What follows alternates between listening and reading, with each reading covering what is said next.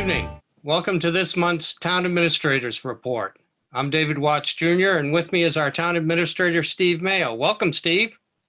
Welcome, David, through the wonderful work of WCAT and Zoom technology. We are meeting remotely today, greatly practicing social distancing. And I appreciate our panel today to unfortunately continue our conversation on the COVID-19, the epidemic, the pandemic, and the town's response that I think with the guidance of the Board of Health and the Town Council and the town employees, it's been pretty good. With me today is Ed Dombroski, Chair of the Town Council, who really has had a baptism under fire, being chair during this time, and Laurel Gorville, Chair of the Board of Health, another baptism under fire, being chair during this town. So also is Tom Walsh, our Emergency Management Director, who is a part-time position, which means that he sleeps 2 hours a day and he works 22. So that is the part-time that he's been doing over the last, and I appreciate that very much. So to start off, I think a brief introduction or comments of what the town is doing. We'll turn it over to the chairman of the Town Council, Ed Dombroski. Then I'll shoot it over to Laurel. Okay? Ed, you're up.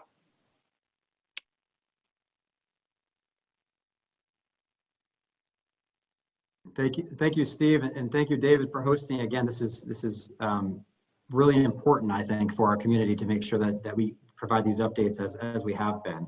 And since we last met a few weeks back, I think there have been a lot of changes, certainly, that we just want to make sure the community is tuned in with. Certainly, there's a lot of coverage on the news, and everyone has a pretty good sense of what's going on at a national or even a state level, but I think it's really important for us as town leaders to be able to provide those in Wakefield with updates and really of what we're doing right here at home.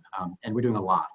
I think one of the biggest pushes that we continue to have is mitigation.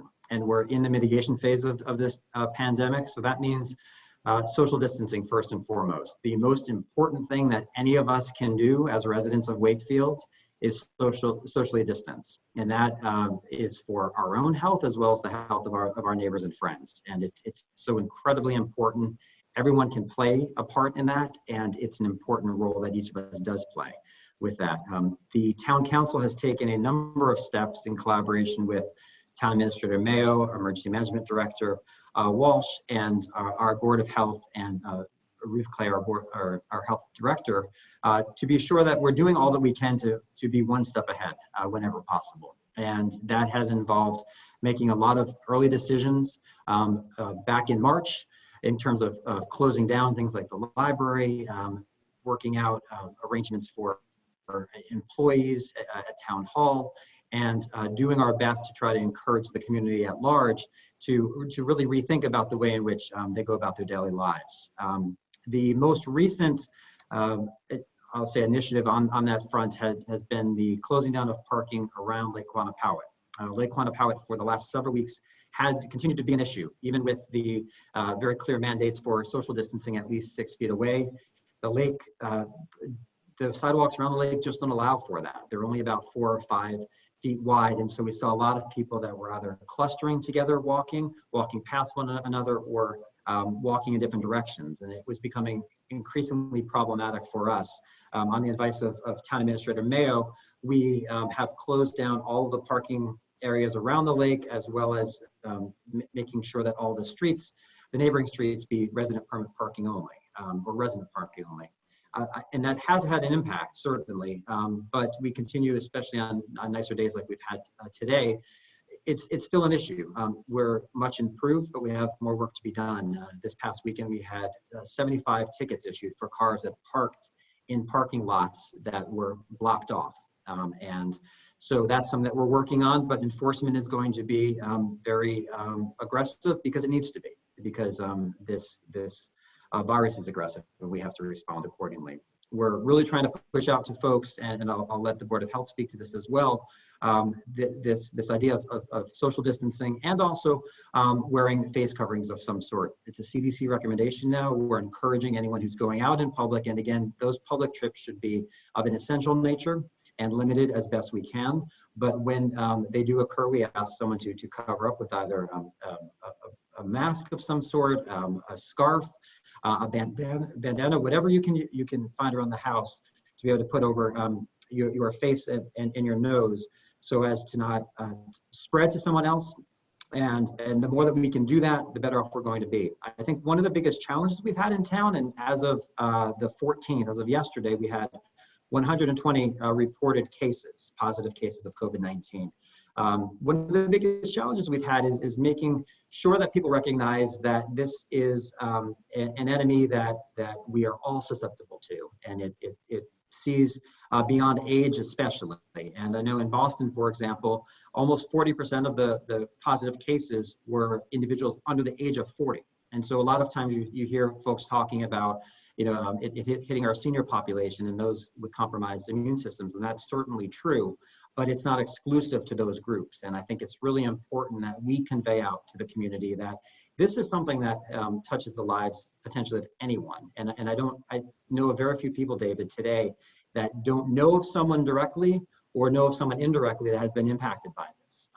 As the governor has said, we are nearing our, we're going into the apex of this in all likelihood. And these next, say week and a half to 2 weeks are going to be a critical time. And so as we've heard oftentimes, it's not a point to let our foot off the pedal. And we have to make sure we continue to accelerate with our social distancing and to be responsible in the way that we approach how we interact in our community. And I just think one other point on that, David, that's really important to stress is while a lot of folks are wearing disposable gloves or disposable masks, which is important, it is equally important that you make sure that you dispose of those properly. And too often we're finding gloves and masks that are in parking lots, on sidewalks, along curbs. I was out actually running last night, and I came across a plastic glove right there on the ground. It's not just litter; it's potential virus spread, and it's something that we all need to be incredibly cognizant of. And it's very simple. So if you do have those materials and you are using them, please put them in a plastic bag, dispose of them properly. It protects the health and safety of our community, and also our DPW workers and all of our other town personnel and anyone else that we bring in for trash removal and the like. So there's a lot of steps we're taking. I credit our town administrator, again, our Board of Health, our emergency management director on an incredible job so far. And they really have done an incredible job and continue to. And we've been ahead of the curve in a lot of respects, and I think that's helped to again mitigate a lot of what could have been had we not been as aggressive as we have been with this. But this is ongoing, and I'm confident that our team will continue to make the decisions that are important for the health and safety of all of our residents. Well, and I noticed this morning going to physical therapy that the parking lot at Lakeside, for instance, has put up signs to tell people that's not an alternative to the town parking. And because, people have kind of migrated to whatever they can find just to do whatever they want to do. Yeah, David, we worked, and credit to our DPW, we worked very early on working with our business owners around the lake because we knew that was going to happen. And they were very gracious about working with us to put up some signs and barrels and actually blocking off in some instances to help this work. So it's been really great cooperation.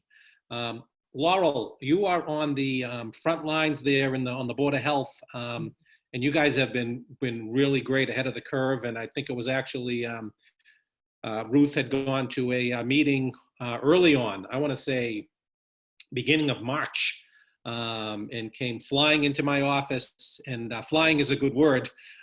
Steve, we've got to start taking some steps, and that really was very sobering. And we move forward on a lot of fronts. And maybe you can give us a little bit of the insight on the Board of Health, because you are a registered nurse, correct? I am. And on the front lines and know a lot more about this than we do. So perhaps you can give us some of your perspective and some of the steps that you guys took.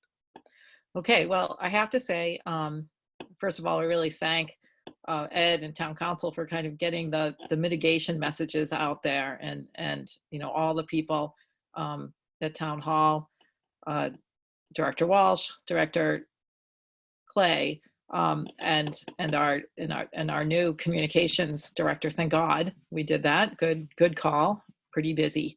So on the health department side, you know, the message to get mitigation is out there, and town has taken that over.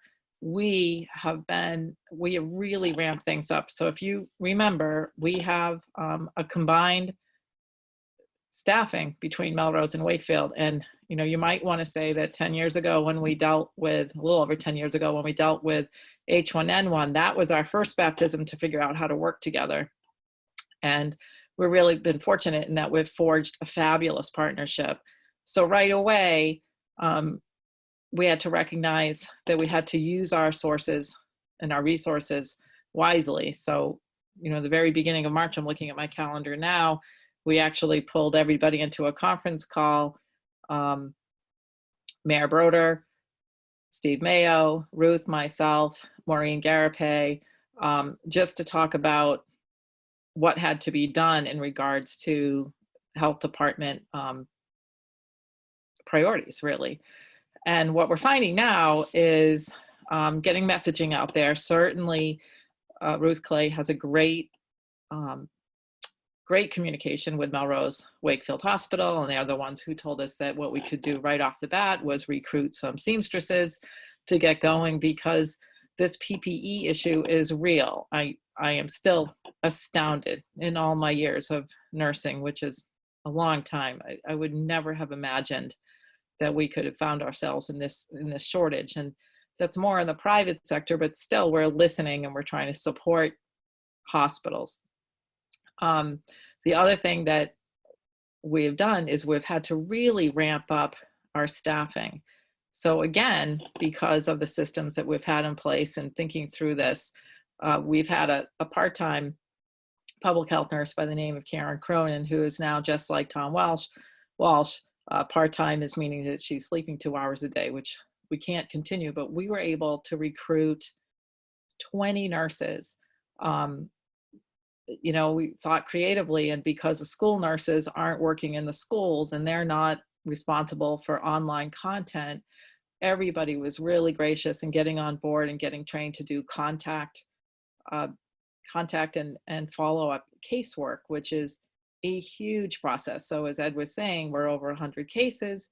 We've got to follow all of those cases, figure out whether or not they're resolved, and do all the contact work as well, and then get that, you know, get up to speed with the state and get that into the database. So that's really been our main focus right now. The other piece too is what else is going on behind the scenes, because clearly public health nursing is the priority right now. But in the meanwhile, we still have a population to think about who, you know, especially vulnerable populations. So we continue, though, again, with Zoom, to reach out with our Wake Up group. That's our Wakefield Unified Prevention, Substance Prevention group. And we have, again, ties with public safety and with social workers. So we're really trying to make sure that we don't forget about that work. So Catherine Digger's been super busy making sure that that's still happening. Again, anything we can do with the schools and keeping in touch with adjustment counselors to see if there's anything else we can offer is pretty important. And our health inspectors, of course, now are kind of helping restaurants negotiate this new world that they're in, as well as shopping centers, you know, grocery stores. If I could jump in a couple of things here, David. You know, years ago, we moved to collaborate with Melrose and to have a joint health district. There, of course, were some naysayers because it was a change. We were making a change. And I think the fact that we have this wonderful coalition that works well with other surrounding communities has actually helped us get access to more money, which is great, but also to more items and more PPE items and what have you. So that's been a great collaboration, and that's worked out really well. The other issue is Laurel touched on the school nurses and how they have really stepped up to plate and worked with us, particularly in the contact collaboration there. That is not happening in every community, I'll tell you. And that's very special, and what a great job done by the Board of Health and Ruth and the school departments in both communities. So Laurel, you guys should be really congratulated for that. A nice segue into PPE. The gentleman who really working with Ruth, and I don't know, he has contacts all over the place. I think he's like radar on MASH. He has these contacts to get these items for us. Is Tom Walsh. And Tom, why don't you talk a little bit about the struggles in obtaining equipment and Purell and things like that, and things that you've been working on. Yes, we had some issues initially on getting a lot of supplies in, sanitary needs that we needed for the town employees ourselves. And luckily, MEMA has stepped up big now. They have provided us with a number of different items, masks especially, but even disinfectant sprays now and wipes. So I think now we're in pretty good shape. I think that the town initially has been proactive. We've made about 4 or 5 decisions that have put us ahead of most of the other communities. And I think it's because of the leadership that Mr. Maio was shown. And he's had a few ideas himself. It isn't myself or even Ruth all the time. It's, he's come up with, and it's worked to our advantage. And now I feel that all our first responders have enough equipment and stuff to carry them through. We have standard orders going in every week into MEMA. So I feel that in the future, the next 5 or 6 weeks, we're going to be in pretty good shape. We do help out, the food pantry, the schools. I mean, it isn't just, the senior center, the council on aging, that type of thing, our elderly population. So every day we have something new or somebody else we have to help and protect. But we've been lucky, and I think now we're in pretty good shape. But it's just, waiting for the next thing to happen, and we have to respond to it. Well, and I think that's the crucial part right there, because nobody really knows what the next thing is going to be outside of infections peaking at some point in the next 2, 4, 6 weeks.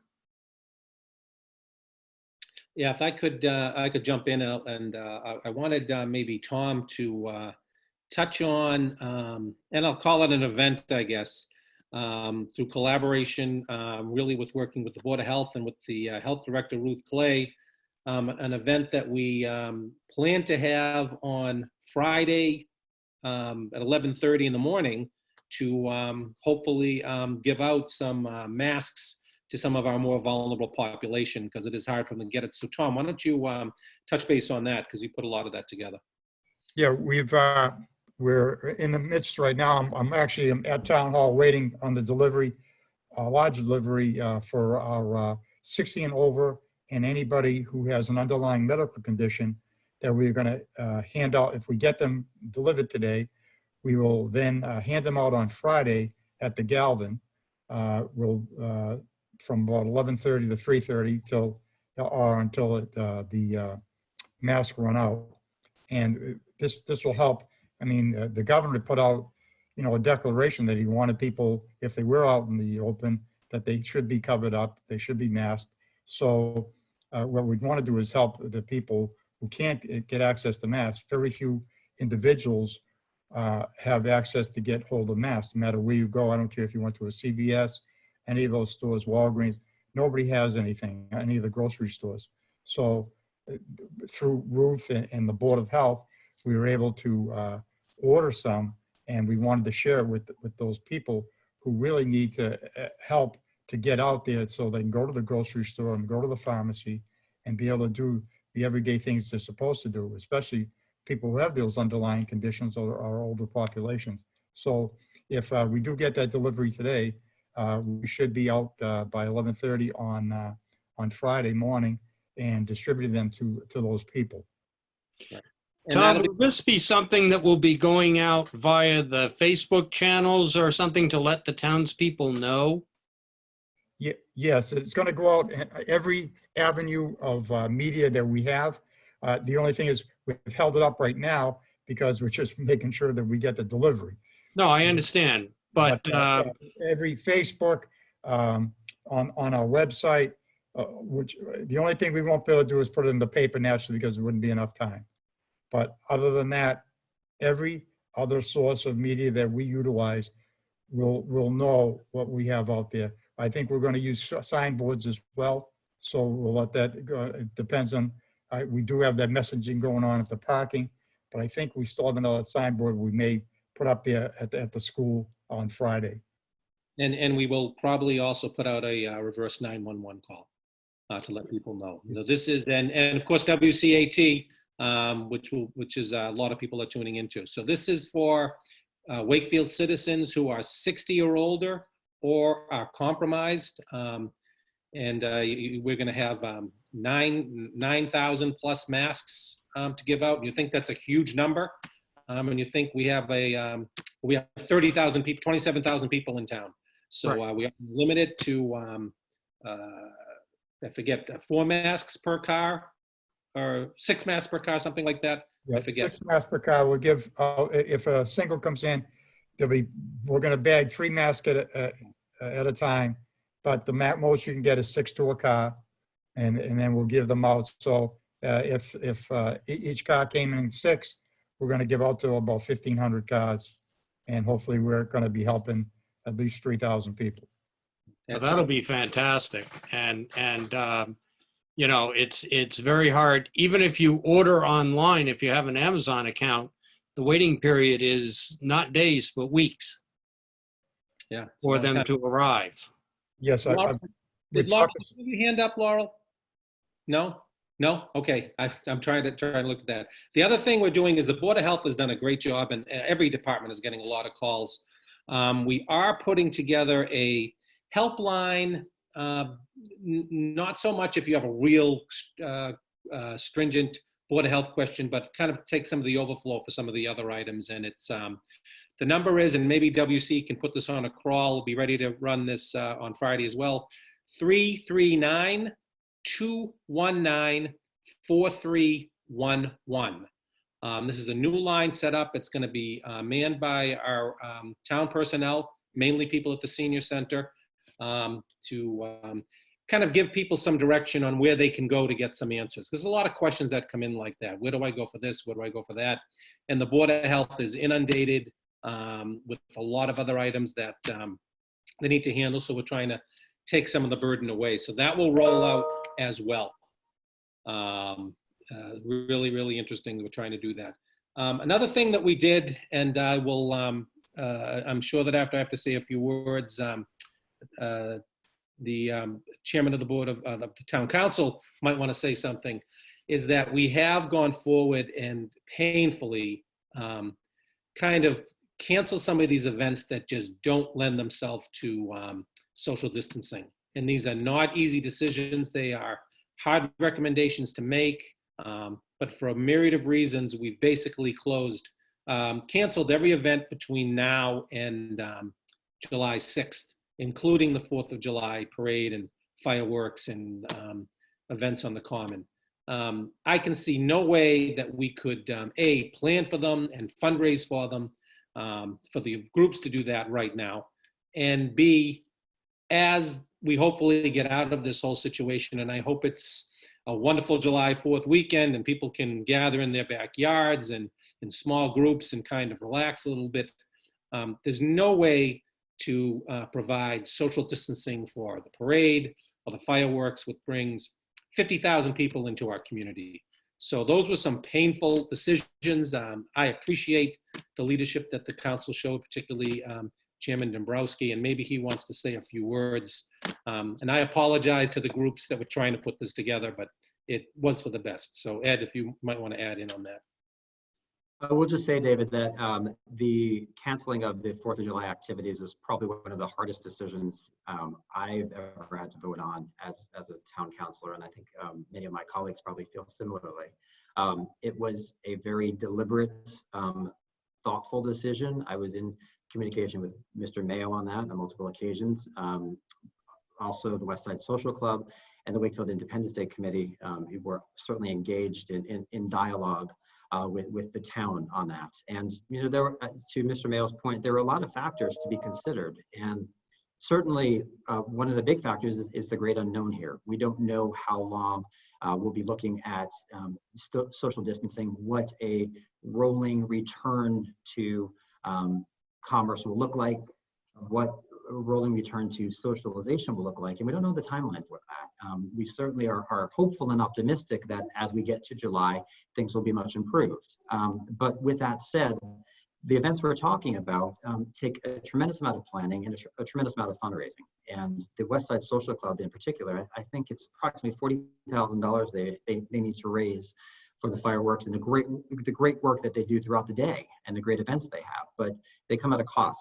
And we've had tremendous support of local businesses in the past that have supported these events, as well as a lot of community support and individuals. And we're in different economic times right now. And the West Side Social Club, to their credit, acknowledged that very, very much. Similarly, the Independence Day the parade committee was looking at some realities. They had some groups that were already pulling out. A lot of the groups that are participating in the parade do their own fundraising in order to make it here, and they can't do that because of what is going on currently. And so we were looking at a really difficult situation, just the pure economics of it. Add to that the fact that we're talking, to Mr. Mayo's point, 50,000 people coming into town with much uncertainty, and first responders that have truly been flat out over the last several weeks, certainly, and expected over the next several weeks to come. And it was just the prudent decision to make. Certainly, it pains me. I know it pains Mr. Mayo. It pains any of us who have enjoyed the parade and the festivities. And again, it was not an easy decision. And so this moratorium that was passed by the town council this past Monday night applies for any single day events. And so things like Festival by the Lake, for example, would not be going forward in June as regularly scheduled. Our hope is that a number of events can perhaps reschedule. That that won't obviously be the case for the parade, and we hope for a the best 2021 for the July parade. But things like events on the common that could maybe be postponed to the fall, perhaps organizations can do that. But there's lead time when you plan these events, and they needed to know with certainty whether they should even continue to do the planning or notify vendors, et cetera. So Right. Again, it was hard, but it was appropriate. But that's also just one of a number of things that townspeople need to know about right now. We're less than a couple of weeks away from our annual town election. That has now been put off, right? It has, yes. In fact, our town election has been put off to late June, as has our town meeting. A town meeting was set to begin. The election was set to be on April 28th. That's now pushed off to the end of June. Our town meeting was set to begin May 4th. That's now pushed off to early June. I believe it's June 8th. I believe Mr. Mayo was the date that we begin that on. So those are important. And with the town election too, it's important for residents to be aware that it'll be a bit different this time. The state legislature has allowed for early voting by mail under the circumstances. So residents are able to receive ballots and vote and then submit them by mail, not just absentee ballots. And certainly absentee ballots can continue to be submitted as they would, but this expands that early voting access. And certainly we'll be working with the Board of Health to ensure that it's a very safe environment for anyone going to the polling location. But again, that's a ways off. We're talking June 23rd, I believe, or 22nd or 23rd. So that's still a ways off, and a lot will change between now and then. But you can rest assured that we're on top of that, and we're going to make sure that it's a safe experience for anyone looking to exercise their vote in person. Well, in town election, there are options. Town meeting, people have to be there. Government people have to be there, voters have to be there, counters have to be there, you know. What are the thoughts on how to mitigate any potential problems with that? I will tell you that the state legislature is working on that issue mainly in representative town meetings. And there's actually a bill from the MMA, Mass Municipal Association, that's been filed to look at how do they handle representative town meetings, which is a little bit easier in that area. I've been on a lot of conference calls with the MMA. How do we handle this for a open town meeting? It's a very different dynamic.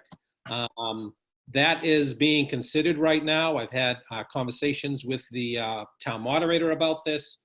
And in his mind and brainstorming, he's thought about moving it to the gym if we're still into this social distancing scenario of a certain amount and really spreading people out. Some towns have had them outside and had people actually in parking spaces 6 feet apart with certain mics and what have you. So we're considering all these different challenges, and moving us to June 8th maybe gives us a little time, or we could also move town meeting if we felt that was the way to do it. We have the ability to move it again. My goal will be to have, and I know it's Chairman Dombroski's goal, is to have the town council ready to roll no matter what that date is, to present very important items to the town, including the Greenwood School roof, the public safety building, roads program, all of which we feel, despite everything that's going on, we'll be able to move forward on these because of the quality of the finances in the town and how we can structure them. So all of those things are going on kind of behind the scenes, David. Right, but that also brings up the latest shoe to drop, which was in Monday's Wakefield Daily Item, that we're now looking at a potential budget shortfall of 2.4 million based on the budget that has been voted to date. Well, yeah, based on what might happen to aid, state aid and revenue from the budget that has been approved by the town council to date. I will tell you that Chairman Dombroski was at the meeting, at the Zoom meeting with the Finance Committee, and there was a lot of discussions about different scenarios. The town council will review every one of them.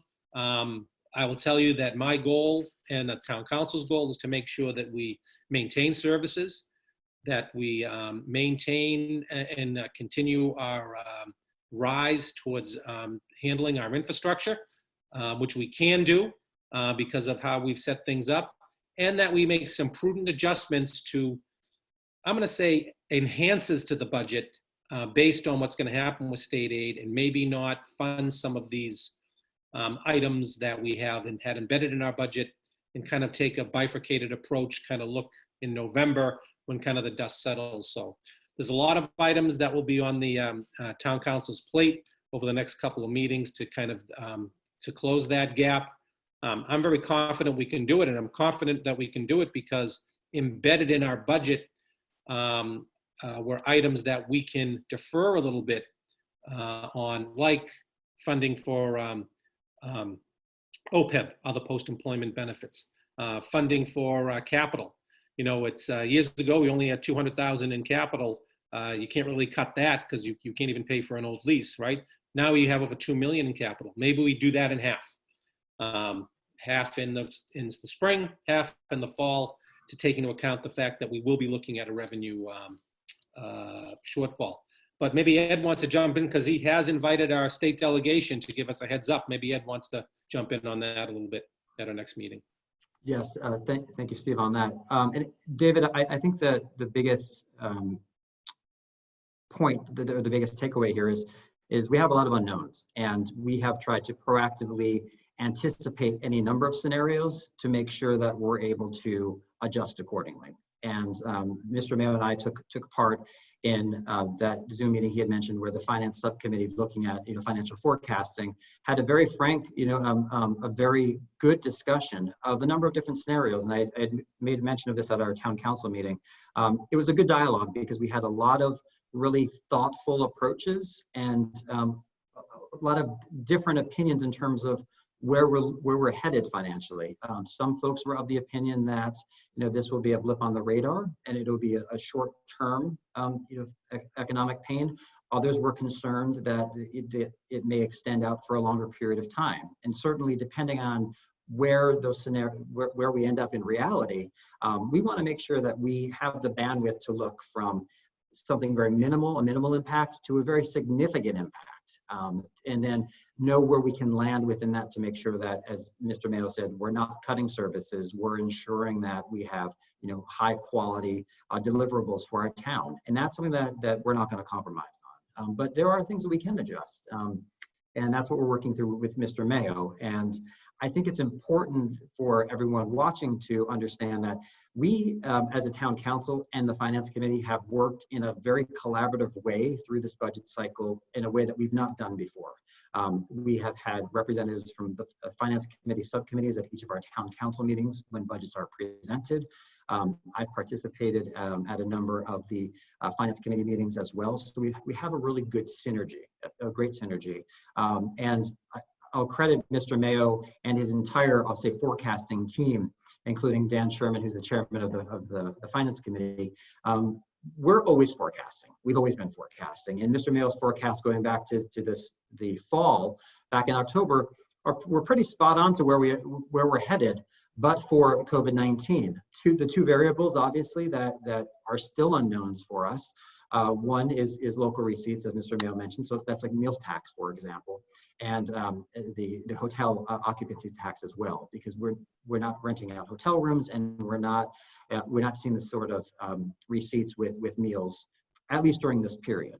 What will that mean once we ease back into a more quote unquote normal scenario? We don't know. Does that mean that the next couple of quarters will be very solid and exceed expectations? We don't know. And the other piece, as Mr. Maio mentioned, was the funding side of things from the state.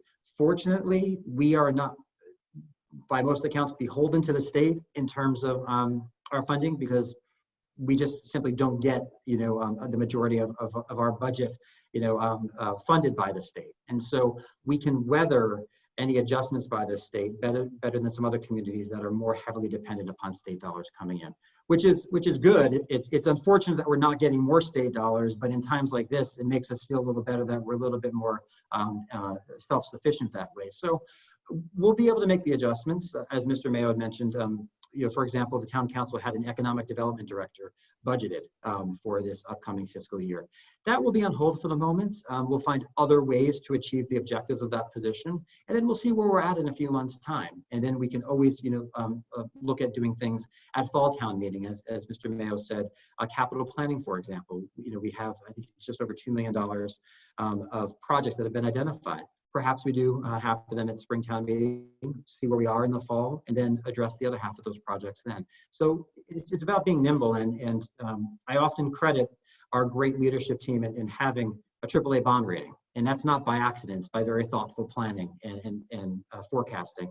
And the rating agencies have already reached out to our towns to say, hey, help us understand, are you doing anything related to COVID-19 in terms of your forecasting and planning forward? And we are. So we have an answer for them already on that. And those are the sorts of steps that we take, again, to be more proactive, which ultimately puts us in a better position than a lot of other communities. And I can't stress enough how many other communities are not doing all that we're doing relative to this sort of forecasting. And so that's why we're not looking at having to go up to 2.5 each year. So we're not looking at overrides like a lot of other communities, because we have that fiscal responsibility. And again, it's a tremendous credit to Mr. Maio, to our town accountant, Kevin Gill, the entire finance team, and it is a team approach. Well, and this has been a ongoing conversation that Steve and I have had on this series from its inception, is how Wakefield was being moved to a more secure and independent financial position from other communities around us. Wakefield was able to weather, for instance, the last Great Recession much better than some of our neighbors who are still dealing with the after effects of that. So this is just another example of where this planning has benefited the town and the townspeople from a financial perspective. The concern I think I would express, and I think this will probably be expressed at town meeting, is there are going to be arguments for capital projects that really have to occur now to delay those further. And in some cases, the delays have already cost the town a substantial amount of money. Further delay would make the situation worse, not better. So how will the town council, for instance, look to argue against that push to delay projects that have already been delayed 1, 2, or 3 times? Well, David, I think one of the most compelling arguments is what was posed in your question. The fact that there is, in certain instances, a cost to delay or a cost to inaction. And I think we're seeing that with the public safety building specifically. Mm-hmm. That was a project that was just over $8 million when initially presented before the town. The town ultimately, as you know, the town at town meeting voted in favor of the project, and then it narrowly lost through a town-wide special vote. We have spent now about a year, and I chair the Public Safety Building Reassessment Committee. We have spent now about a year reevaluating that project from top to bottom, looking at every scenario, taking into account anything that was suggested at the time that was deserving of further review by residents. And we took the feedback seriously. In our first meeting, in fact, we sat down and talked through all of the issues that those who were concerned about the project had raised to make sure we fleshed them out this time. And we ended up ultimately, through a lot of hard work by a lot of really talented people, with a recommendation that was very much in line with the original building project, with some modifications to it, but at a higher price tag. And it makes little economic sense for us to delay projects like that when we know that the need is there and it's immediate, because the price will just keep going up. I will say that one hopeful saving grace that Mr. Maio and I have spoken about is a slightly softened economy may in fact have some benefit to us from a construction cost perspective on that project, were it to go through and be approved at town meeting. We don't know that. It's not going to likely drop the cost by $2 million, for example, but can we realize some savings potentially? Yes. And we also don't know what sort of federal or state programs may come out in response to this economic downturn as a result of COVID-19 that might in some ways help to supplement that.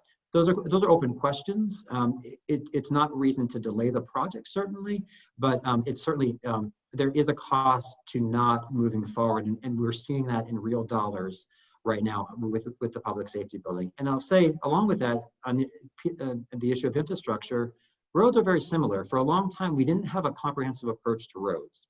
And so we were taking more of an ad hoc, addressing the most serious deficiencies, but not being preventative and not maintaining. And it's a knock on the DPW. They did the best with the dollars they had.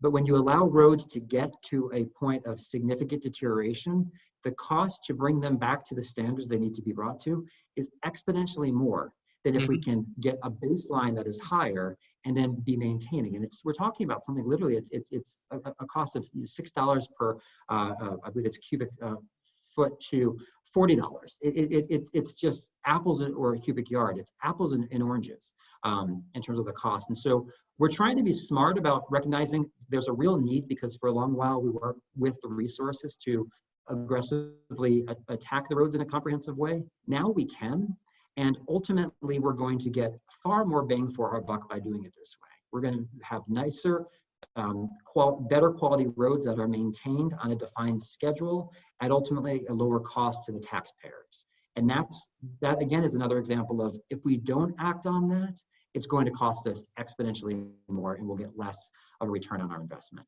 Right. If I could add one more thing to that, I think that when everyone does come out of this, there will be a flight to quality on the lending side too, on the capital side. And early on, there was some questions about whether the capital, the markets would loosen up. Right now they have. And I think having a very high bond rating that we have, having a good track record, paying our bills, and being ready to go out on some of these projects. As the chairman said, we may save some money on the actual construction cost and the lower rates. So those two combines are compelling for going forward, particularly where it fits into our plan. And that's what we'll try to go. But before we go, that might be our next show. We talk about town meeting issues again. I want to see if Laurel and/or Tom has anything else to add, and then we can close it out. So Laurel, anything to add? I just even talking about the other functions in town, I think we're pretty lucky in Wakefield. We've had incredible spirit. I have neighbors who are nurses on the front lines. I no longer do that kind of work, but my heart goes out to them. And I also want to thank everybody who really got busy and figured out their sewing skills once again. I'm thinking, Ed, that maybe your next pledge should be with a background of humming machines. But this has really been quite a collaboration. It's an honor to be part of the solution, I hope. And we will keep at it. Absolutely. Tom? Am I all set? Yep. Yeah. Okay. The one thing I wanted to mention was, we did mention before, that new help number that we have, that 339-219-4311. We also, for the people who cannot attend, if we have it on Friday, they can call into that number, and then we will have it delivered through a few of our employees will go to their houses and drop off the mask. So that will be available to the people who for some reason can't get out of their house. Excellent. Yeah. I'd like to just close up, and I want to thank the incredible spirit of the town employees. Our police, our fire, our DPW, our people that come to town hall, senior center, teachers that are teaching from home, Zoom, our people in the health department, our people in the back room that are taking calls and processing things, really stepping up. We are really lucky, and there's something special about all of these people, and I, for one, really appreciate it. But the other thing too that we need to mention too is, like in a lot of other times of stress, whether it be weather or whatever, the townspeople themselves in the neighborhoods have come out. And I know in my own neighborhood, and we have a very close neighborhood here in Greenwood on Greenwood Street, but there's been that added level of people saying, hey, how you doing? What's happening? What's the latest? There's a lot more interaction, people at a safe distance, trying to help each other out as much as they can, particularly where there are houses along the street with elderly people in them. I think that's a great point. Socially distance and check on your elderly neighbors, or anybody else that needs help. If you're going to the store because you have to, no sense in everybody going, pick up that quart of milk or whatever the people need. And Absolutely. Well said. Well said. Absolutely. Thank you, everyone, for joining us. We will, if the situation warrants it, do another update off schedule if we need to. But in the meantime, thank you for joining us. See you next time. Thank you, everybody. Thank you.